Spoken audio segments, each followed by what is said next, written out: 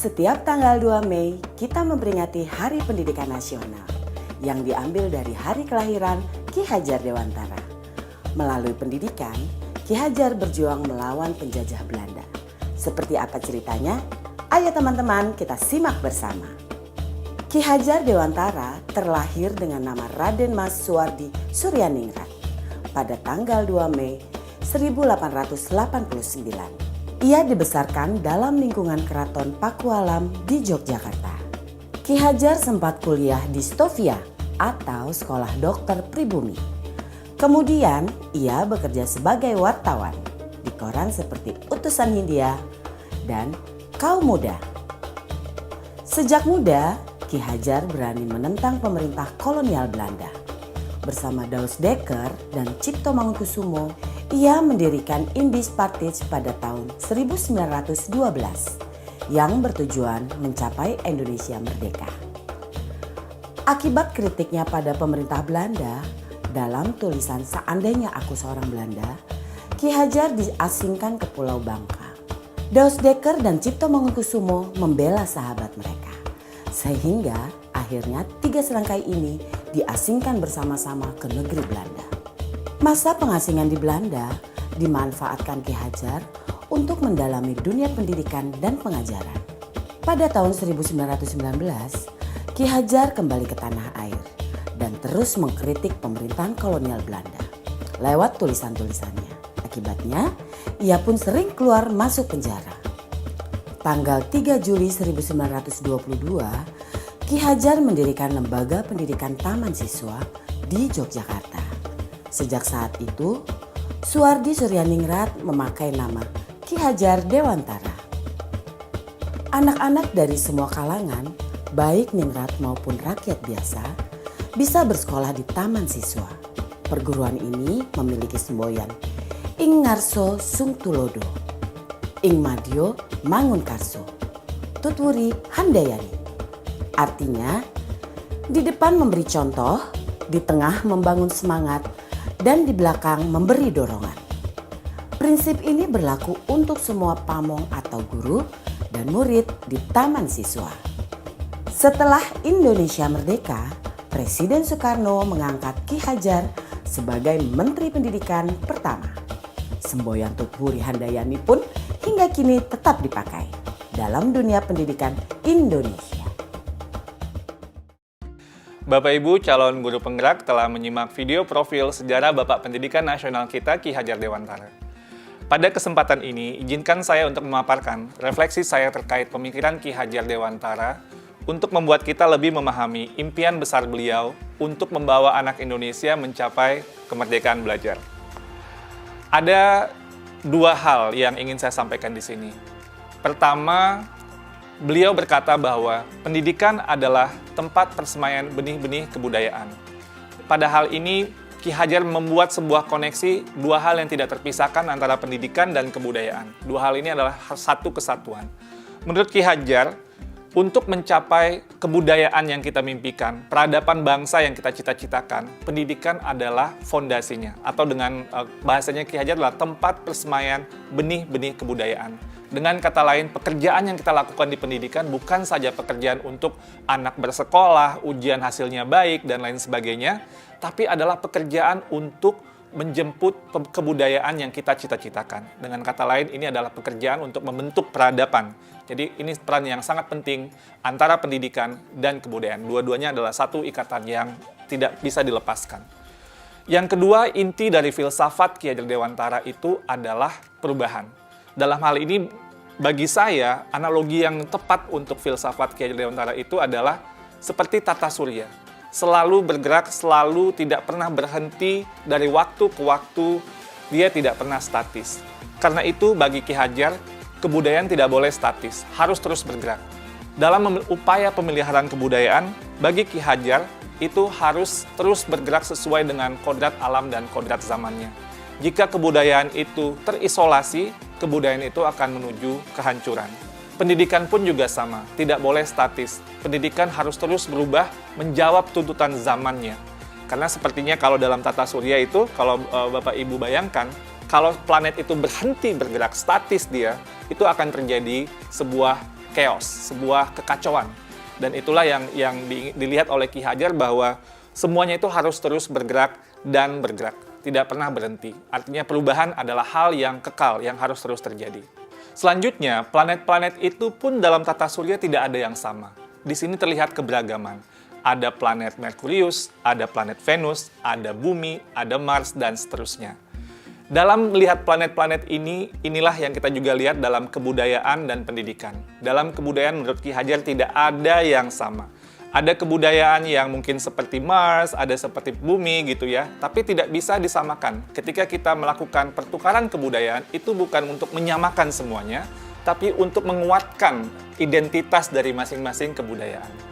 Dan kebudayaan itu terus berputar dan terus berputar kepada sumbu yang sama. Dan dalam filosofi Ki Hajar, sumbunya ini atau di mana semua planet itu bersumbu itu adalah nilai-nilai kemanusiaan. Dan ini yang menjadi hal yang esensi dari semua kebudayaan, dimanapun kebudayaan itu berada.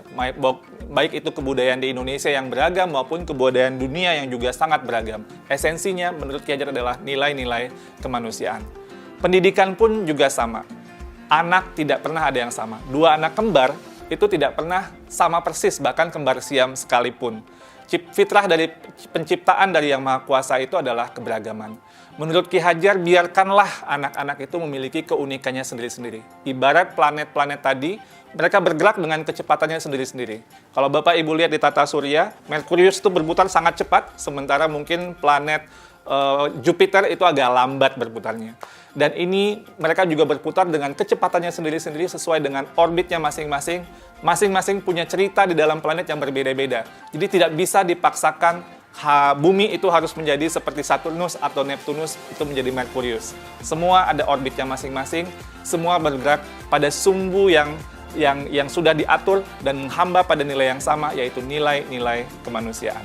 Nah, lalu apa yang kemudian menjadi relevansi pemikiran-pemikiran Ki Hajar Dewantara terhadap transformasi pendidikan yang sedang kita lakukan sekarang? Filosofi Ki Hajar adalah filosofi tentang perubahan, dan dalam hal ini ada 3 kerangka perubahan Ki Hajar Dewantara. Yang pertama adalah kodrat keadaan. Dalam melakukan perubahan, kita harus melihat kodrat keadaan yang terbagi 2. Pertama, kodrat alam, yang kedua, kodrat zaman. Kodrat alam itu adalah terkait dengan alam tempat di mana masyarakat itu berada. Seperti yang digambarkan oleh Ki Hajar, kalau alamnya daerah pertanian itu berbeda dengan daerah pegunungan atau daerah pantai. Yang 2 musim itu berbeda dengan 4 musim dan seterusnya. Ki Hajar bercerita bahwa kalau orang Belanda melihat orang Indonesia itu boros, karena orang Indonesia alamnya sangat ramah sekali. Jadi tidak pernah mungkin berpikir untuk masa depan yang terlalu jauh, karena alamnya selalu menyediakannya. Sedangkan orang Indonesia melihat Belanda itu pelit. Tapi ini Belanda dibentuk oleh alamnya juga, karena dia harus hidup 4 musim, dia harus berhemat, karena nanti ketika datang musim dingin, tidak bisa lagi tumbuh atau pertanian tidak bisa bergerak. Jadi ini kodrat alam yang membentuk sebuah kebudayaan, kebiasaan sebuah masyarakat. Nah, lalu juga ada kodrat zaman, bagian kedua dari kodrat keadaan. Kodrat zaman ini berarti bahwa walaupun alamnya sama, seperti daerah Bandung atau daerah Semarang dan lain sebagainya, itu tidak pernah sama dari waktu ke waktu. Jakarta tahun 1950 berbeda dengan Jakarta tahun 2020 dan akan berbeda dengan Jakarta 2050 dan seterusnya. Masing-masing zaman itu memiliki tantangannya sendiri-sendiri. Pada saat ini tantangan kita adalah bagaimana menjawab revolusi industri 4.0 dan sebagainya. Percepatan revolusi teknologi ini sangat luar biasa dan ini merupakan tantangan yang pada zaman ini sedang kita hadapi. Lalu yang kedua adalah prinsip melakukan perubahan. Kalau tadi kodrat keadaan, yang kedua ini prinsip melakukan perubahan. Di sini ada yang namanya azas trikon, kontinuitas, konvergensi, dan konsentris. Dalam melakukan perubahan, menurut Ki Hajar, kita harus melakukan sebuah dialog kritis dengan sejarah kita. Kita harus menjaga nilai utama dari masyarakat kita. Harus berakar pada identitas utama dari sebuah masyarakat. Jadi walaupun perubahan itu menjawab kodrat zaman, tapi nilai esensi budaya masyarakat itu harus tetap dipegang. Tapi juga harus ada dialog kritis sehingga bisa terus berubah. Jadi kontinuitas ini bisa terjaga dengan baik. Yang kedua, harus konvergensi. Maksudnya apa? Perubahan-perubahan yang kita lakukan itu harus menuju pada suatu titik yang memperkuat nilai-nilai kemanusiaan. Jadi, dalam konteks konvergensi ini, pendidikan itu harus memanusiakan dan memperkuat kemanusiaan kita.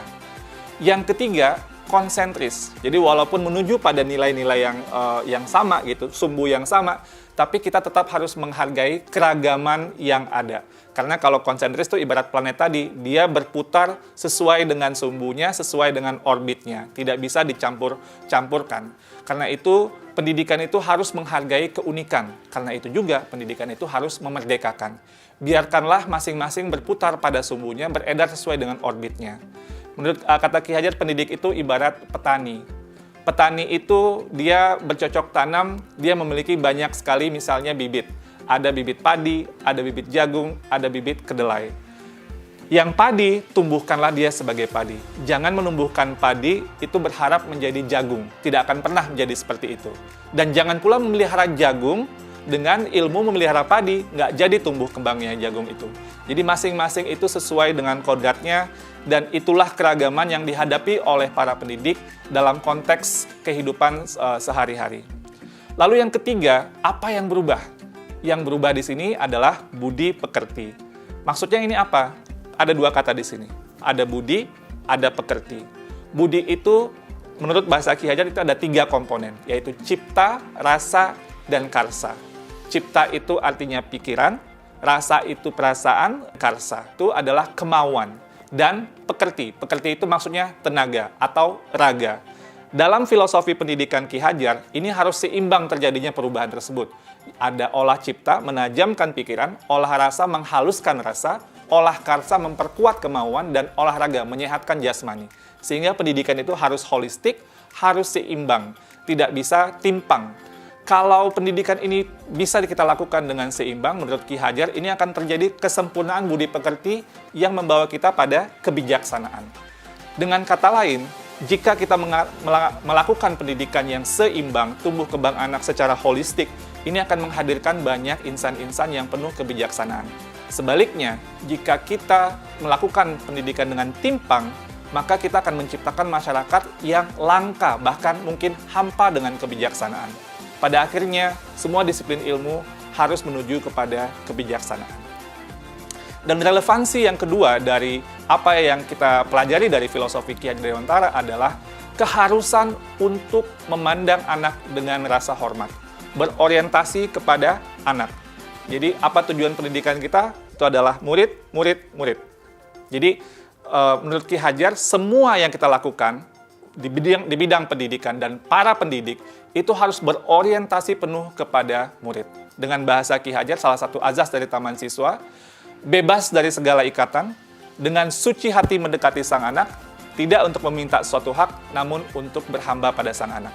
Kata-kata berhamba pada sang anak adalah sebuah analogi, tapi memiliki kedalaman nilai yang luar biasa. Bahwa Ki Hajar, seorang yang sangat ditokohkan, melihat bahwa berorientasi kepada anak ini adalah hal yang paling utama, paling esensial bagi kita para pendidik.